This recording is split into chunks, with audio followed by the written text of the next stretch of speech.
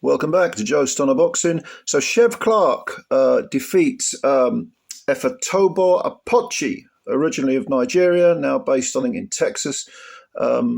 Chev moves to 10 wins, no draws, no defeats. And this was a tough fight. And I thought two of the judges, or certainly one of the judges had it 98, 92. That was way too wide, I think. One of the judges had it as I had it, which was a draw, 95-95. But some of these rounds, the early rounds, the first four rounds, are very difficult to score. And Clarke, interestingly, he's listed as a southpaw, and he certainly fought southpaw before, but he fought this entire fight as an orthodox fighter. Apochi, 36 years old. I've seen him before. Like I say, he's based in the US. He had back-to-back defeats against Adrian Taylor in 2022. That was a split decision. And before that, in 2020, was it 20 or 2021? 2021, I think it was. He fought Brandon Glanton, and that was another split decision loss. Those were two back-to-back defeats, split decisions. One was over 10, the other was over 8.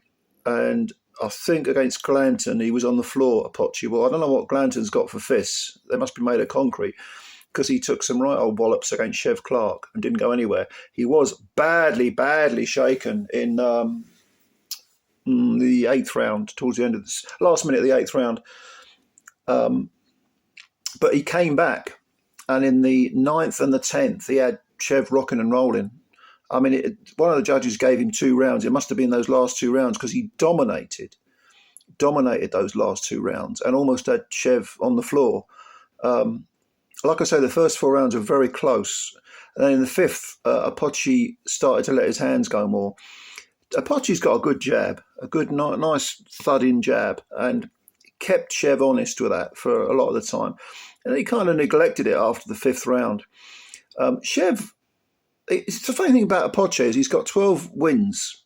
Now he's got 3 defeats, but 12 wins, all 12 wins by KO.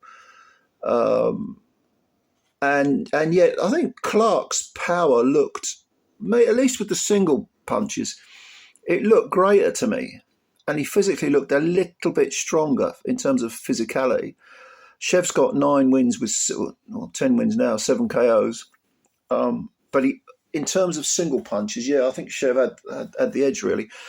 There was some good body work, but not enough of it, to be honest, from both fighters. Actually, they went to the body well. Clarke landed some good body punches in a couple of the early rounds, and Apochi landed some good ones, I think, about the 8th, 9th. But that 8th round where Apochi was in a bit of trouble, he came out really on fire in that round. He just got tagged with a big right hand. That was like in the last minute, and Chev did use up a lot of energy, because in the 9th round, Apochi still didn't look as if he was quite there, but he landed some terrific punches and had Chev, reeling, not out on his feet, but in some sort of difficulty right at the end of the round. And then in I think it was certainly in the 10th round, Chev looked really as if he was just wanted to hear the final bell. But this was a tough, grueling fight that could have gone either way. And to be honest with you, like I say, I had it a draw. If I watched it again, I might score it a point or two the other for either guy. But 98-92, no. That's too wide by far.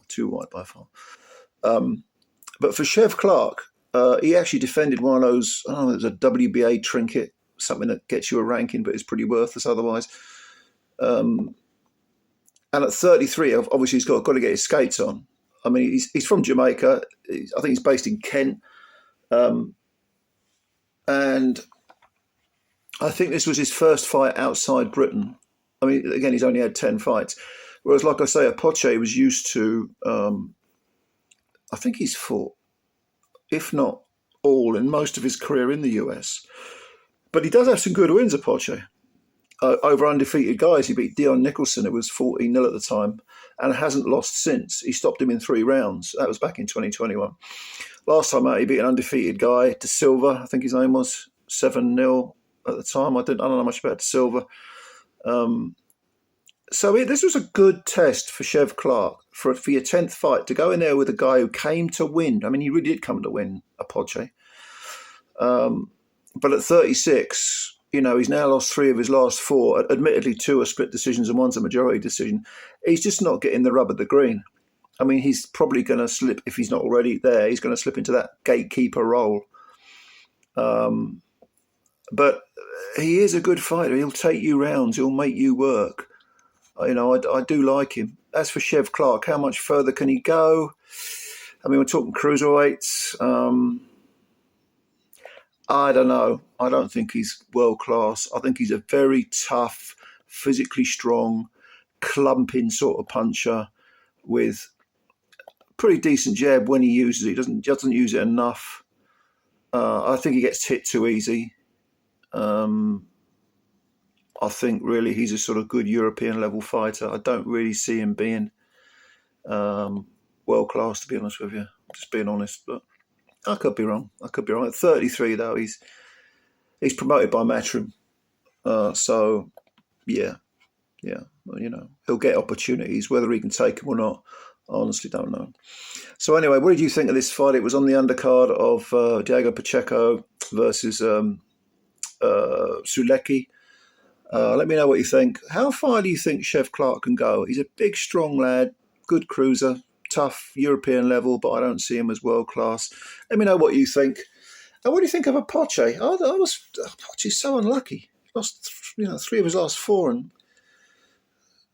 could have gone either way. All 3 of those were, I think, close defeats. You know what I mean? Anyway, comments below. Thank you very much for your time. As always, please subscribe to the channel if you're new and hit the like button as well, because they count the likes. Thank you very much. Spread the word about Joe Stunner Boxing. Catch you later.